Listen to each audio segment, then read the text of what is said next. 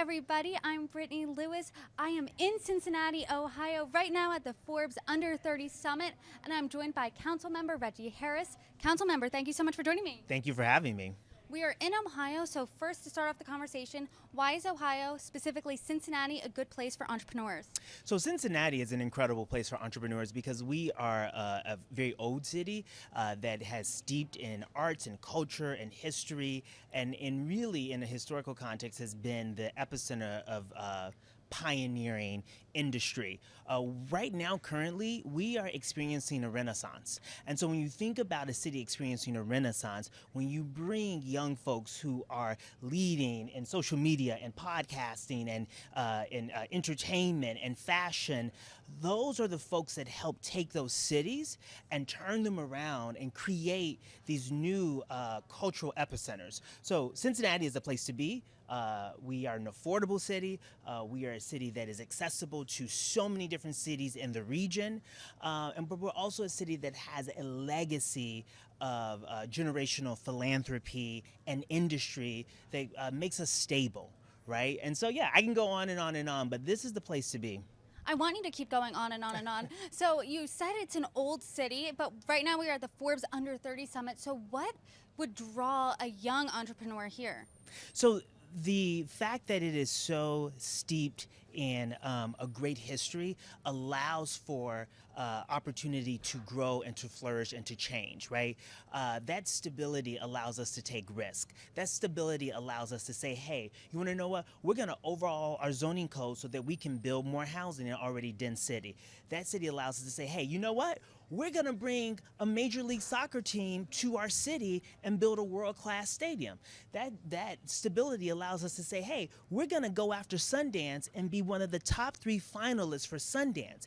It is something about being rooted in a strong foundation and a strong history that allows us to be really big and really bold and go after really cool, incredible things. You mentioned quite a few industries in the past 2 answers. So what sectors are you seeing in Cincinnati expand the most? Yeah, so we see a lot of, and we put a lot of financial support into the tech sector and startup, particularly around science and innovation.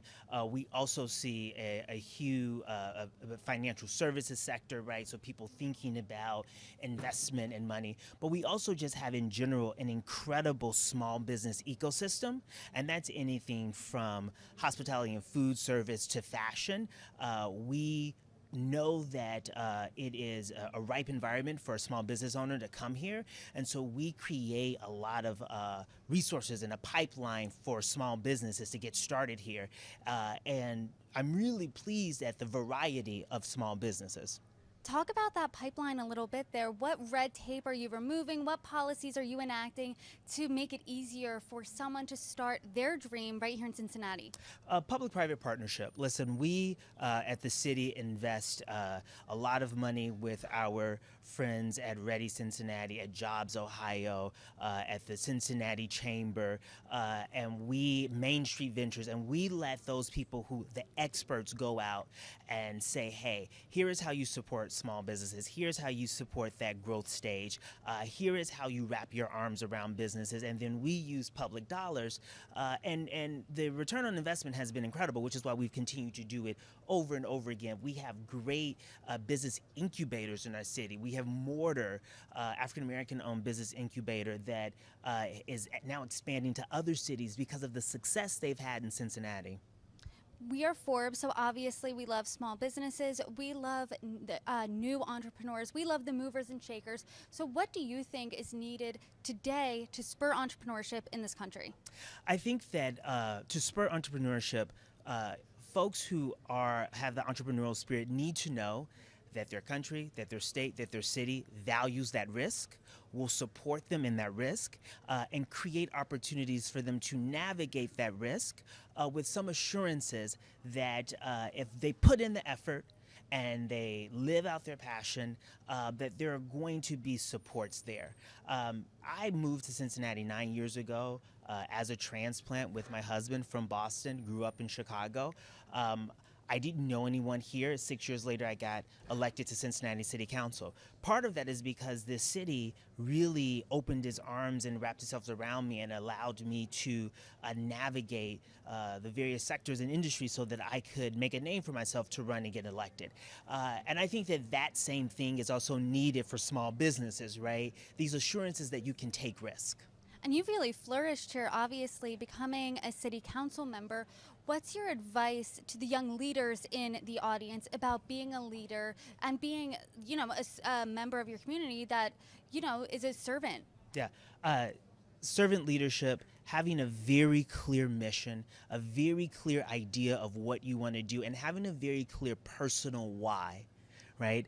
And then relationships, particularly in the city of Cincinnati. This is a big relationship city. And also just a deep curiosity, a curiosity about your passion, a curiosity about the work, a curiosity about other people. I think that commitment to curiosity, that commitment to a very deep why, and then that commitment to a strong idea is just an incredible foundation for growth. I've talked to a lot of business leaders across the map, across various industries over the past few days here at the Under 30 Summit, and the message was, find your why. How did you find your why? That is an incredible question. Finding your why is incredibly important, and it is really difficult. I found my why in doing a deep reflection upon where I came from. And so my why really stems from my family. And my why is I want to be able to make the maximum amount of impact on my community, on my city, on my country, right, in whatever stage of life that I am in. Right. And so that very broad why always guides me to choose, if I step into this role, if I take this job, if I join this organization, am I going to be able to positively impact a large number of people's lives in a significant way? And so if the answer is no, then that's not for me. But some people's why is more personal. Some people say, I want to be able to touch individual lives in significant ways, right? And so it's that ecosystem of folks. But for me, recognizing that it's always about how I can have the maximum amount of input, maximum amount of influence over a situation is how I gauge myself. And I just learned that from my family. Right, a family of entrepreneurs, a family of people who are committed to community, and recognize that was a value that was instilled. Council member, thank you so much for joining me. Thank you, Brittany. I appreciate it.